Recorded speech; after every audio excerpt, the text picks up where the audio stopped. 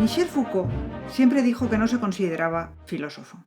También rechazó otras etiquetas que se le intentaron adjudicar a lo largo de su vida, como las de estructuralista, postestructuralista o posmoderno.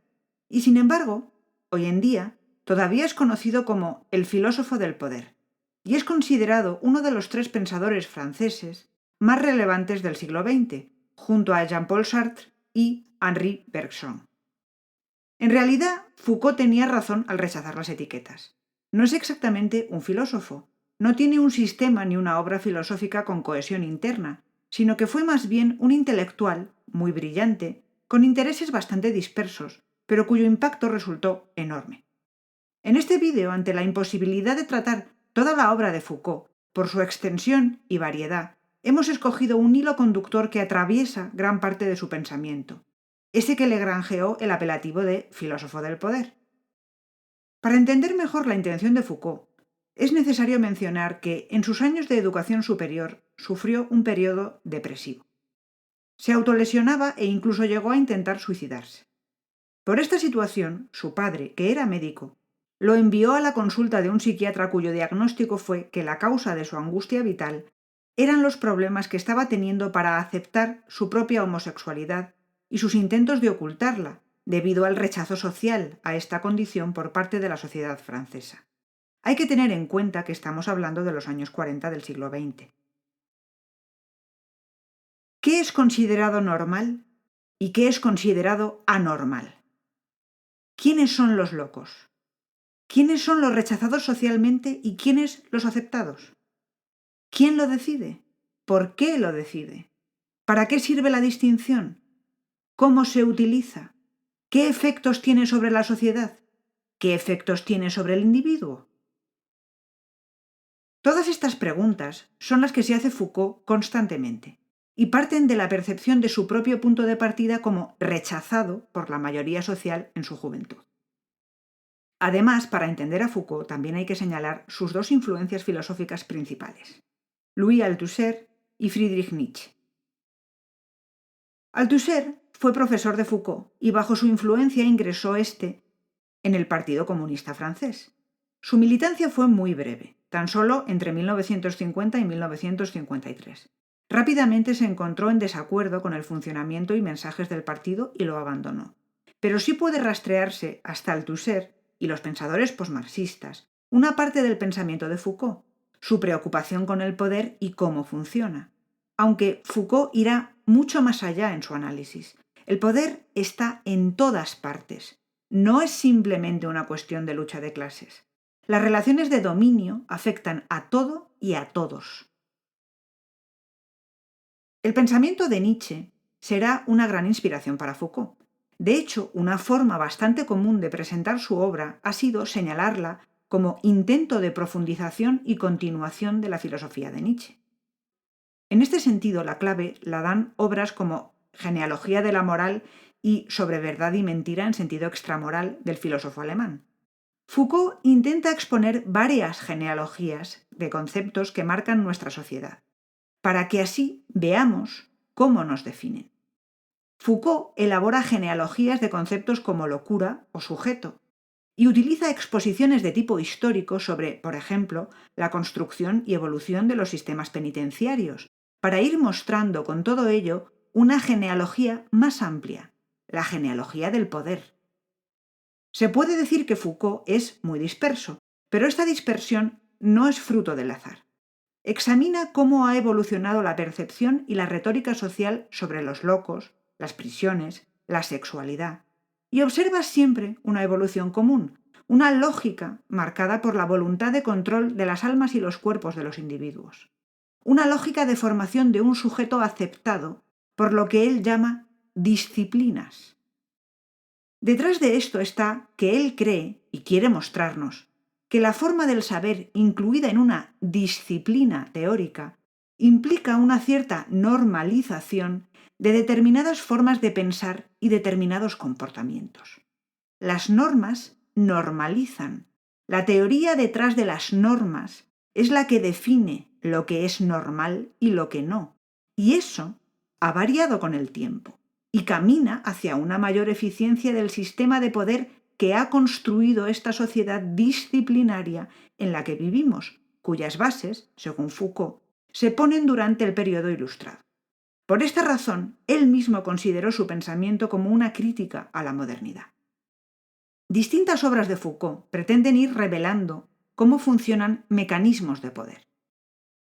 En Historia de la locura en la época clásica, Foucault intenta mostrar cómo la definición de loco no se basa en el examen de unos datos objetivos y por tanto intemporales, sino que son el producto de la construcción de la disciplina de la psiquiatría y que esa construcción además deja cada vez menos espacio de libertad. Foucault comienza su relato al final de la Edad Media, cuando los locos son rechazados, expulsados, temidos, como ese otro desconocido, incomprensible y maléfico. No se les trata, pero se les permite vagar por lugares poco poblados. Tratar al loco como un enfermo no es, en el discurso de Foucault, un avance, sino un retroceso, porque es el momento en el que se inicia el proceso de control del cuerpo y el alma del individuo. Primero, se intenta localizar físicamente el lugar donde se aloja el trastorno, la corporeización de la locura. Se pretende primero someter al cuerpo del loco. El gran encierro, como lo llama Foucault, marca el gran cambio del trato al loco, un cambio que pretende ayudarle, pero ¿a quién ayuda? Los locos pasan de ser excluidos a ser internados para ser tratados. Según Foucault, aquí convergen el desarrollo de la disciplina médica y de una ideología política. La Ilustración, la defensa de la racionalidad, crea instituciones para eliminar la alteridad del loco. El internamiento de los locos horroriza particularmente a Foucault. El desarrollo de estas instituciones controla hasta la más nimia actividad y penaliza cualquier desviación de las normas establecidas. Hay castigos por retrasos, desobediencia, impertinencia, falta de atención, insolencia, charlatanería, suciedad, inmodestia. Ni la más mínima desviación de la normalidad es tolerada y está debidamente definida por aquellos que tienen el monopolio absoluto de lo que se interpreta como normal. La disciplina supuestamente científica y objetiva solo es un mecanismo de poder definido en un contexto histórico determinado. La locura, ¿qué es? Lo importante es la normalización del individuo. En Vigilar y castigar realizará un ejercicio parecido, centrándose en esta ocasión en la creación de los sistemas penitenciarios. ¿Cómo? Resulta que la cárcel se ha convertido en forma de castigo hegemónica. ¿Y qué significa esto? De nuevo Foucault observa cómo, bajo la apariencia de avance y civilización, lo que hay es unos objetivos determinados, de poder y de control sobre el individuo, de normalización, de domesticación. Aquí la situación inicial es la del suplicio del delincuente. Castigos físicos horripilantes, torturas y ejecuciones son la forma en la que se despacha a los criminales. Con la Ilustración esto pasará a ser considerado una abominación, una total barbaridad. Hay que proporcionar un trato más humano. Hay que buscar la reforma, la rehabilitación, la posibilidad de reinserción social del delincuente. Esto es dar un trato mucho más digno, más civilizado, ¿no? Bueno, pues según Foucault, no. Él cree que el temor al suplicio no producía los resultados deseados. Había un terror que podía llevar a la sublevación. Había unos excesos que podían contribuir a que el criminal fuera visto como héroe por la población. La aparente sensibilidad que supone sustituir el castigo físico por la pena de cárcel es producto de un cálculo hecho por el poder. Una prueba de que detrás del sistema penitenciario hay otra cosa es, según Foucault, que el fracaso de la pretendida rehabilitación de los delincuentes no ha movido ni un ápice, ni el sistema, ni la retórica que lo justifica. Según él, la cárcel, y lo que se ha hecho que signifique, esa reeducación del individuo para que sea de nuevo aceptado por la sociedad, es una muestra, una metáfora casi, de todo el sistema disciplinario en el que vivimos. Se crean individuos normales o normalizados. Toda la sociedad asume que esto es así, porque debe ser así. el propio individuo participa. El ejemplo clásico de Foucault es el del panópticon imaginado por Bentham, esa cárcel modelo en la que en celdas individuales todos los presos son vigilados desde un punto central, de tal forma que pueden estar siendo observados en cualquier momento, sin saber ellos mismos cuándo. Así que ellos mismos están constantemente controlando su propio comportamiento, por si acaso ese es un momento en el que están siendo vigilados. Todas las disciplinas que apoyan esta sociedad disciplinaria son hechas responsables por Foucault. Estas son básicamente las llamadas ciencias humanas, de ahí su abierta actitud antihumanista. Entiendo por humanismo el conjunto de discursos por medio de los cuales se ha dicho al hombre occidental: si bien tú no ejerces el poder, puedes sin embargo ser soberano. Aún más, cuanto más renuncies a ejercer el poder y cuanto más sometido estés a lo que se te impone, más serás soberano. Esto encaja perfectamente con su tesis de las palabras y las cosas, en la que trata del hombre como sujeto. Una invención reciente, nos dice Foucault. La posición de centralidad del hombre como sujeto es también una construcción histórica, propia de la Ilustración y la modernidad. Pero Foucault, una vez más, se empeña en mostrar que es un espejismo. El sujeto está determinado por el lenguaje, la sociedad, por el poder, en fin. No es sujeto, sino que está sujeto, y como muestra en otras obras, es objeto de normalización a través de un control constante. Foucault dibuja un retrato de una sociedad que tiene atrapado al individuo en múltiples relaciones de dominio. Es una sociedad de vigilancia, una sociedad disciplinaria, una sociedad de normalización. Quiere que veamos, como hizo Nietzsche antes que él con la moralidad y los conceptos de verdad y mentira, que todas esas verdades que consideramos fijas, que creemos producto de avances científicos, de observación natural, no son más que construcciones sociales que expresan relaciones de dominio. Sujeto, normal, son definiciones inventadas que ocultan que ese sujeto no tiene poder, no accede a él. Pero Foucault no está denunciando un complot ni señalando un culpable como si esto fuera una película policíaca. Al revés, nos está diciendo que el poder es difuso, que está por todas partes. Por eso no se trata en él de analizar la lucha de clases. Las relaciones de dominio son mucho más complicadas que eso. El poder está en todas partes. Las relaciones de dominio afectan a todos. El poder es un nombre, no es una estructura controlada por un individuo, grupo o clase determinados.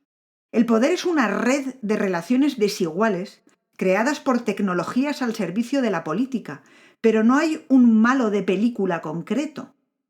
Hay una intencionalidad sin sujeto o una estrategia sin estratega, lo cual convierte al problema en mucho más difícil de describir y de atajar. De nuevo, el poder está en todas partes y desde todas partes se puede adoptar una actitud subversiva si se es consciente del funcionamiento de la sociedad disciplinaria.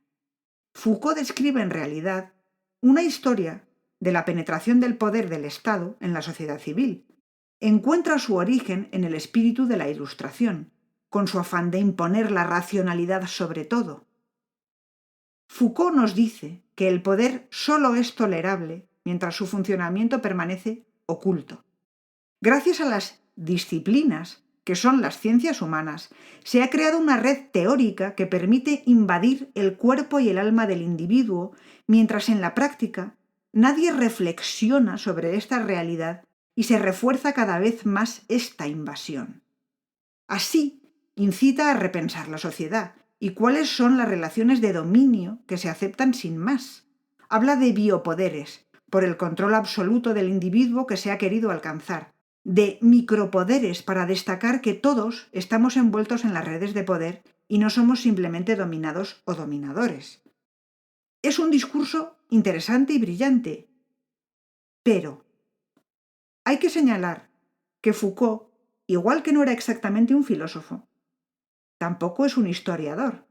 Deforma los datos históricos según su voluntad. En su descripción del gran encierro de los locos, por ejemplo, mueve el hecho casi 2 siglos, porque busca enlazarlo con la Ilustración, cuando resulta que se da en el siglo XIX. Utiliza muchos datos, escribe muy bien, cuenta muchos detalles que se fijan en la memoria del lector, pero precisamente así le lleva a donde él quiere. Carga siempre de su propia visión, de su propia pasión, los hechos históricos. Por ahí han venido multitud de críticas a su trabajo. Foucault murió en 1984, víctima del SIDA, unos meses antes de cumplir los 58 años. Su pensamiento queda, por tanto, inacabado. En su última etapa, parecía iniciar un camino nuevo. Quizás he insistido demasiado en el tema de la tecnología de la dominación y del poder. Cada vez estoy más interesado en la interacción entre uno mismo y los demás, así como en las tecnologías de la dominación individual, la historia del modo en que un individuo actúa sobre sí mismo, es decir, en la tecnología del yo. ¿Quién soy yo? Es la pregunta con la que Deleuze define la preocupación de Foucault en este último momento. Un trabajo en el fondo ético que pretende rechazar el tipo de individualidad que se nos ha impuesto y buscar una nueva subjetividad, una nueva forma de autodefinirse desde dentro, no desde fuera, con relación a normas impuestas.